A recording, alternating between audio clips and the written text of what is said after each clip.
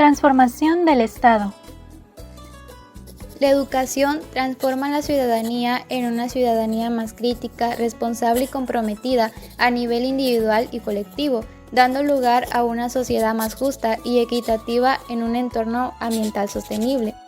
El programa de desarrollo educativo planteado por el gobierno de Ernesto Zedillo consideraba la educación como un factor estratégico del desarrollo que hace posible asumir modos de vida superiores y permite el aprovechamiento de las oportunidades que han abierto la ciencia, la tecnología y la cultura de nuestra época.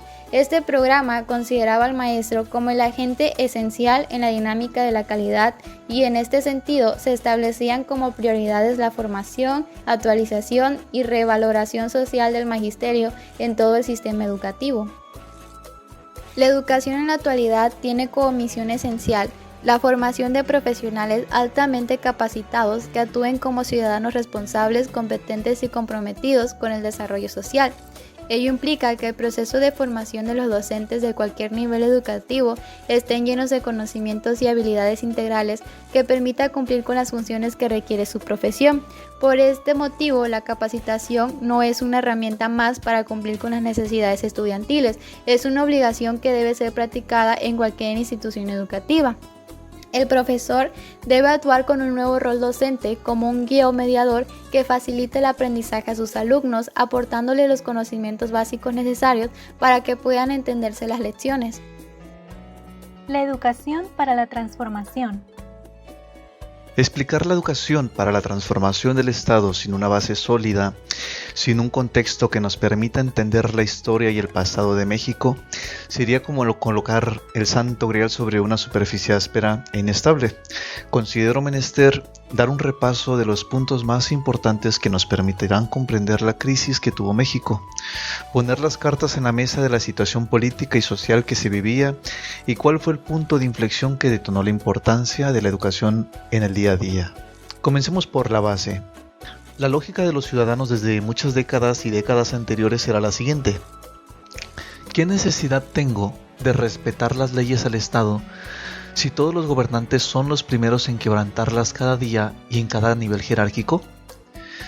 Fue así como surge el principal déficit del Estado mexicano.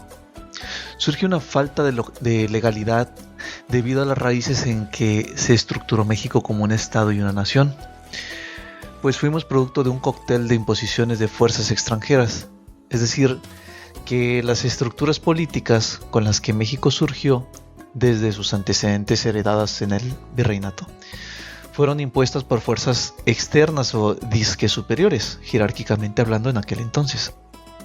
Esto vino siendo el pan de cada día hasta que ocurrió la independencia, cuando las clases mestizas ya comenzaron a recurrir a los cimientos legales gracias a este movimiento inolvidable.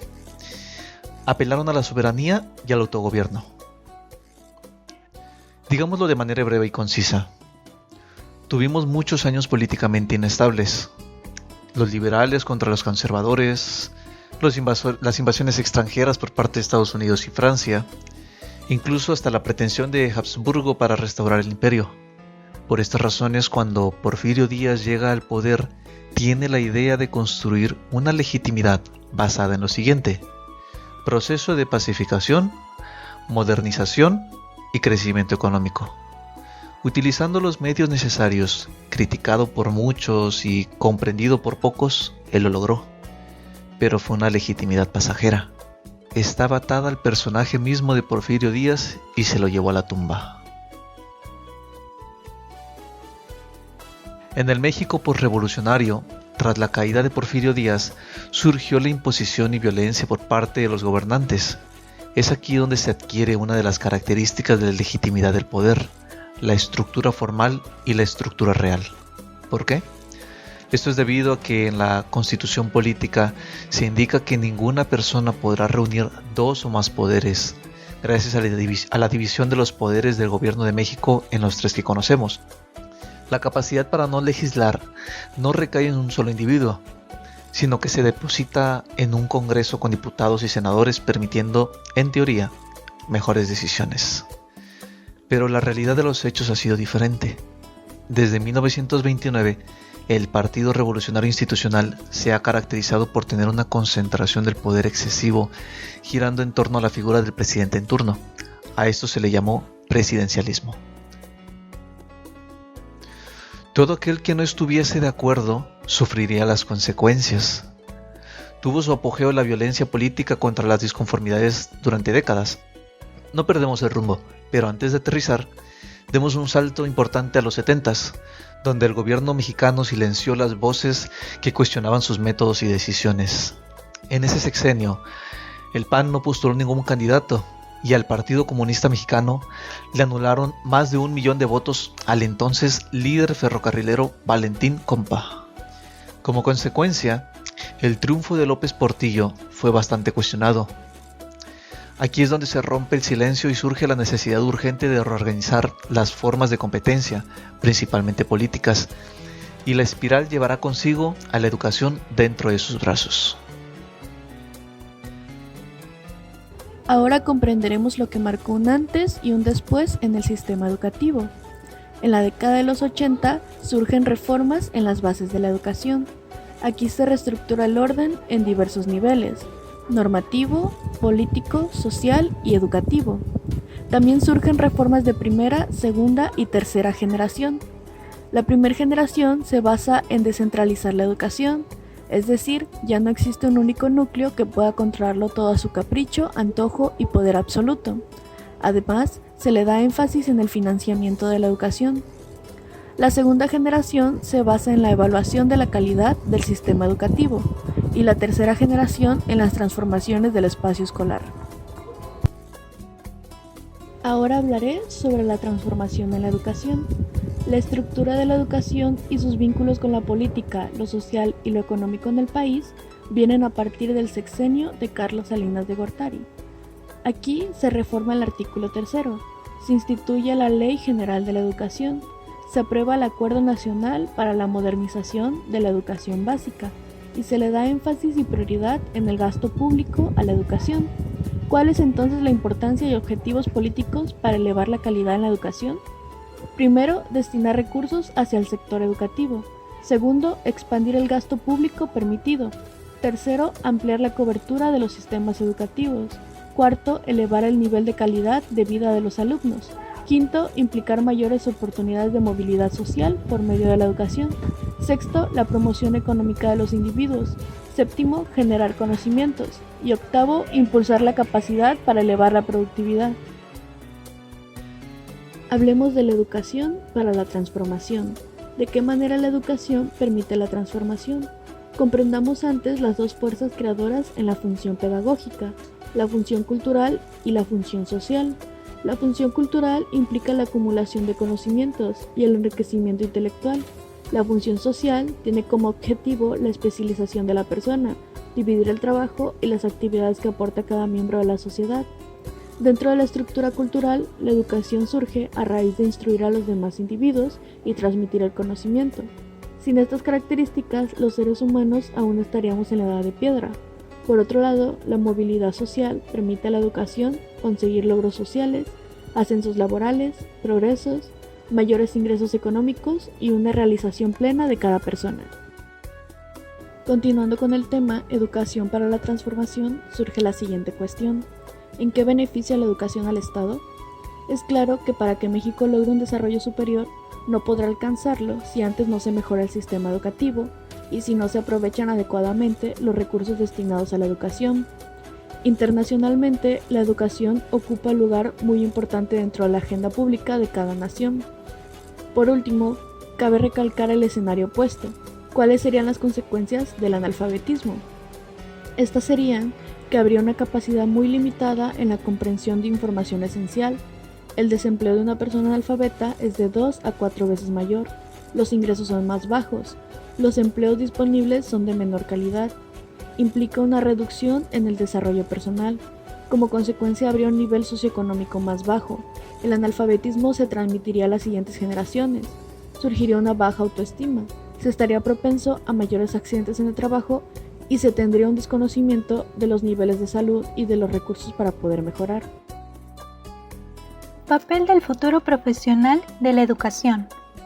En México desde hace años ha habido un sinfín de reformas para el desarrollo social, económico y educativo. Por eso es importante actualizar la formación de los profesores para poder cambiar la educación en México, pues de ellos depende el proceso de enseñanza en las instituciones educativas. La capacitación toma un papel importante en la educación, ya que ayuda a las organizaciones, empresas e instituciones a mejorar la calidad de productos y servicios para el mercado. Esto no debe ser solo teórica, también debe ir a la práctica. Según Espinosa, la capacitación es incrementar aptitudes y conocimientos del trabajador para prepararlo y que se desempeñe mejor. La capacitación busca transformar la actitud para que sea más eficiente y mejor desempeñado en su trabajo. Actualmente la educación debe formar profesionales capacitados que sean ciudadanos responsables, competentes y comprometidos con el desarrollo social. Debido a esto, la formación de docentes de cualquier nivel educativo debe tener conocimientos y habilidades para cumplir las funciones de su profesión. La formación docente debe ser afrontada por el gobierno.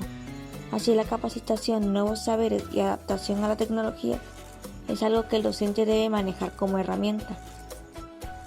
El profesor debe dominar estrategias pedagógicas que faciliten su acción didáctica. La capacitación para el docente es muy importante en la educación, ya que le da las herramientas necesarias para solucionar problemáticas. El profesor tiene la responsabilidad de formar a los alumnos y si no cuenta con conocimientos necesarios, no podrá transmitir conocimientos a sus educandos.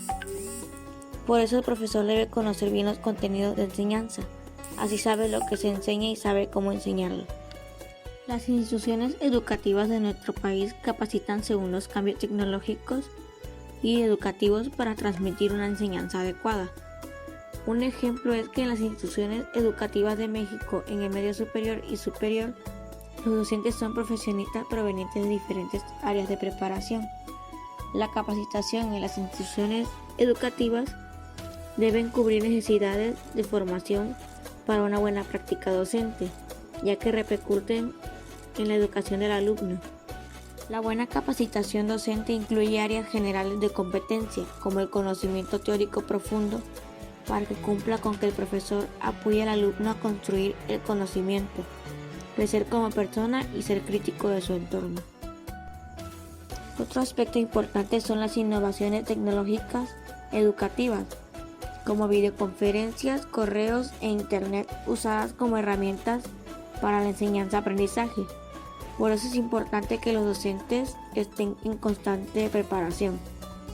Para que la educación sea de calidad es necesario transformar el sistema educativo y por ende el rol de docente, donde debe trabajar de manera planeada y actualizada, buscando el aprendizaje de sus estudiantes, aprovechar el máximo de las tecnologías para mejorar el desempeño de los docentes en el aula y que las instituciones educativas deban planear la formación incluyendo actualizaciones continuas y adecuadas que mejoren la calidad. Aprende de manera permanente. El estudiante debe aprender de alguien que también está en constante adquisición de conocimientos, lo que crea un ambiente más horizontal y de confianza entre los docentes y alumnos. Los profesores necesitan adquirir nuevas herramientas y conocimientos para cerrar la brecha entre la escuela y el mundo laboral. Romper el paradigma de la educación tradicional es el reto de los docentes del futuro. Por eso, la solución está en apostar por un modelo híbrido que conjugue la teoría, la práctica y la tecnología. Vivimos en un mundo que está en permanente cambio y la educación necesariamente debe acompasarlo para adaptarse a sus exigencias y posibilidades. En esta época de transformaciones constantes a nivel tecnológico y cultural, los maestros se enfrentan a grandes desafíos, ya que deben educar en el hoy sin perder de vista el futuro de sus estudiantes. Los docentes del futuro deben ser, al mismo tiempo, formadores y orientadores. Esto quiere decir que no solamente transmitan conocimientos, sino también acompañen al estudiante a que se apropie y transforme el conocimiento. Deben combinar tecnologías presenciales y virtuales, experiencias locales con experiencias globales, e incorporar a sus disciplinas un enfoque inter y multidisciplinario. En la medida en que los profesores adopten actitudes y formas de pensar, de sentir, de actuar y de relacionarse acordes con nuevas competencias y nuevas tecnologías, será posible que los estudiantes a su vez desarrollen nuevos roles para con la sociedad. Promover la confianza y motivación al alumno. Se considera que una de las tareas del docente debe ser brindarle confianza y motivación a su alumno en lo que aprende, así como en las metas para su vida. Actualmente, la educación ha sufrido transformaciones y reformas en sus planes y programas, siendo más exigentes para adentrarse a la nueva sociedad del conocimiento, y donde precisamente la educación exige estudiantes con competencias sólidas para su ejecución. En este sentido, las escuelas de hoy deben de preparar a sus estudiantes para el futuro en el que se van a enfrentar de manera que comprendan los problemas actuales desde una perspectiva objetiva, implementando las competencias adquiridas. Por ello, los docentes deben estar actualizándose en todos los ámbitos, con la finalidad de cumplir los perfiles de egreso que se exigen. La mayoría de los maestros fueron educados bajo un modelo tradicional, y aunque en la actualidad se habla de constructivismo, se sigue realizando una mezcla de constructivismo con tradicionalismo, pero también está en los docentes la capacidad para realizar cambios acordes a las nuevas reformas y acuerdos. Sin embargo, se debe prestar mucha atención a la aplicación de estrategias y técnicas en el desarrollo de las actividades diarias para el proceso de enseñanza-aprendizaje, tales como el trabajo colaborativo y no cooperativo, la participación, el involucramiento de la creatividad, motivación intrínseca, libertad de expresión, uso y empleo de las TICs, análisis, investigación, involucramiento a través de los proyectos y, sobre todo, ofrecer la confianza para crear ambientes de aprendizaje. Esto, tal y como lo describe Dean John. El docente actual debe estar consciente de que pertenece a una sociedad del conocimiento, que exige una cantidad de competencias a desarrollar con los estudiantes para poder ampliar las clases y actividades, logrando cambios precisos, como tener claro que son un ejemplo a seguir, por lo que el trabajar y crear ambientes de aprendizaje significativos augura un involucramiento y desarrollo de competencias dentro y fuera de la escuela.